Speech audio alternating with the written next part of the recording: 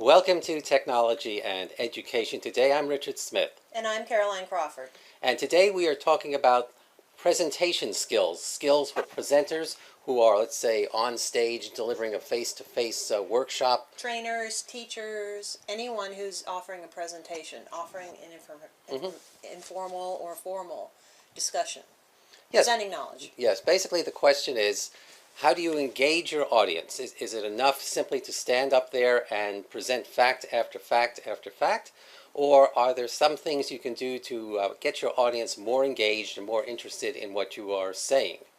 I've always viewed any type of presentation as not only understanding the knowledge and presenting it in understandable manner, but also it's an artistic endeavor. And I've received so many strange looks from people when I say, it's not only about being a strong teacher and understanding how to frame the information and presenting the information, it's also about the artistic side, where you are presenting the information in an engaging manner.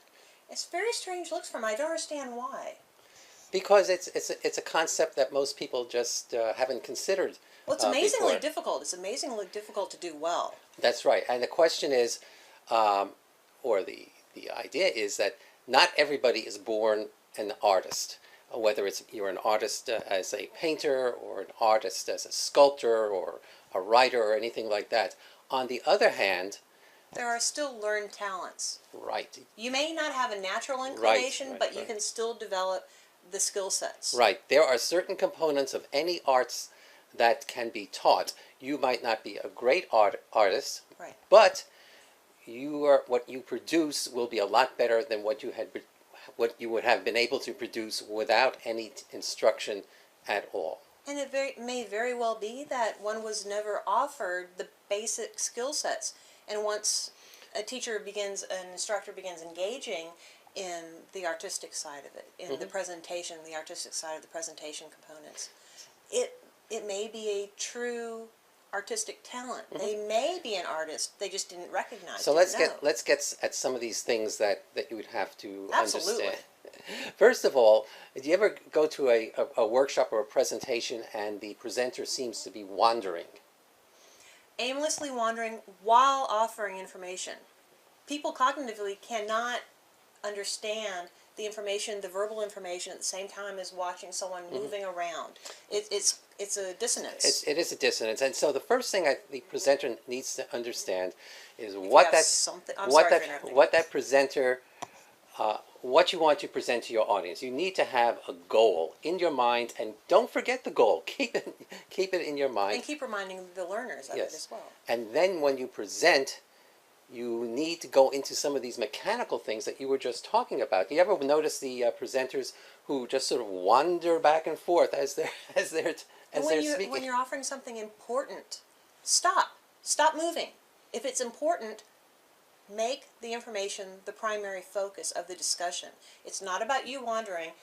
Stand here, offer the information. It's vitally important, and strangely enough, most people don't even consider that as a need. Right. Well, I think some people think, well, if I walk back and forth, my presentation will be more interesting. If I kind of slouch, it'll show how cool I am because I'm slouching. Oh, that's actually a great point. I've seen a lot of instructors or workshop presenters actually. Well, another interesting thing about, body posture has a lot to do with it. So when you do your presentation, stand up straight and keep your hand motions basically to a minimum. Your hands should be moving only if you have a purpose. Like this hand here is moving because I want to make my point. But you're engaging the audience. It's not right here. It's not near your body. You are taking up space. And someone who is taking up space is the focus of attention. And notice, when I put my hand out like this, I don't put my finger out like this. Oh, that is so annoying to me. Even if people are using two fingers, that's still so annoying to me. Don't point. It is irritating. So stand up straight. If you're going to use your hands, then use them above your waist. Don't do little gestures below your waist. Make certain when you speak that you are speaking towards the audience. Keep your body pointed towards the audience, and then which is difficult to do, isn't it? I'm sorry for interrupting, but it's difficult to do. You have to think about it, and then what you can do is you can engage different parts of the audience at different times. You can look over here at this section, you can look straight down the middle, you can look to the left, but each time you are engaging people in the audience with your eyes. And not only looking, but focusing your body in that direction. I notice that I always, whenever I'm in a classroom environment, I always turn, so I have to mentally consider, okay, move back over here. Now, carry on conversation. And slowly but continuously move to ensure, you're like a sprinkler, you're slowly engaging each grouping within the audience. Right. And this also means when you speak, you have to be confident when you speak, which means before you get up and do your presentation, rehearse your presentation. Don't just get up there and say, well, I've got some notes on a piece of paper, I think I can wing it and get up there, because what's going to happen is you're going to become nervous because you know that you're not really confident. And when you're not confident, you're also not clear. So you need to rehearse so you can become confident, and when you speak, you are speaking clearly. So you can speak. Right. You've got those fillers. You've got those fillers that have nothing to do with anything other than people start checking how many times you say it. Or like if someone has coins and they're jangling them as a nervous habit. Nervous habits drive me crazy too. Instead of listening to the information, I just start tracking every single time they're doing it. Yes, when I began in education, I was undergoing teacher training in the Urban Teacher Corps, and we had one instructor. She was a nice, very nice lady, but she would always say, "You get my point, you get my point," and we got her point so well that we would sit there and count off how many times she said and it is a nervous habit, but it's amazingly annoying and takes away from the message. Yes, and so that it's all these little it'll just drive people crazy, and it's from lack of confidence, because the speaker is trying to buy some time so that the speaker can think of what he or she is going to say next. And there's nothing wrong with a little dead space, wait time. That's totally appropriate. There's nothing wrong with that. And something else, another point that you're always mentioning to me, because I'm from the northern, my family and all are from the northern part of the U.S., we speak quickly. And I speak too quickly for people in the South, because I just start speaking so quickly, I'm not quite sure that everyone's getting what I'm saying, but I'm so excited about the topic that I can't slow down. Slowing down, taking a breath, offering wait time is vitally important for the learner. Yes, you may have all this great information to go through, but if somebody doesn't hear it, it's useless information. Yeah, and I can't emphasize more how important it is what you just said, because the pace of the presentation is extremely important.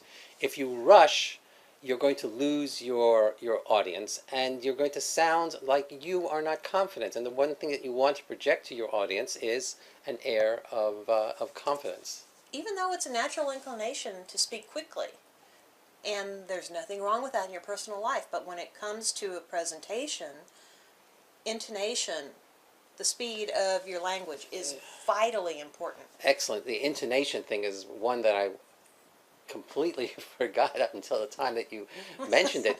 But if you do your presentation and you speak in a monotone like this and do not vary your voice, Bueller. and just Bueller. yes, anybody, you have lost your audience. Your audience is going to go to sleep, if not out the door. I can't speak like that. My intonation is consistently up and down, and when I'm nervous, the tone goes up, and I speak more quickly. And I can't imagine being in a classroom where not only am I nervous, but I forget that I need to speak slowly. I would drive myself crazy. And you know what? Another side bar on this is the ending your statements in a question? In an up tone. So you're speaking and you're saying, well, we cannot emphasize more the importance of the United States government when it comes to providing our laws and regulations. Sentences end down, not up, because if you're ending your sentences on an up note, you're speaking Valley talk from California.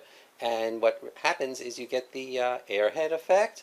So and the validity of your statement is now lost. You're not. It sounds like you're questioning instead of stating.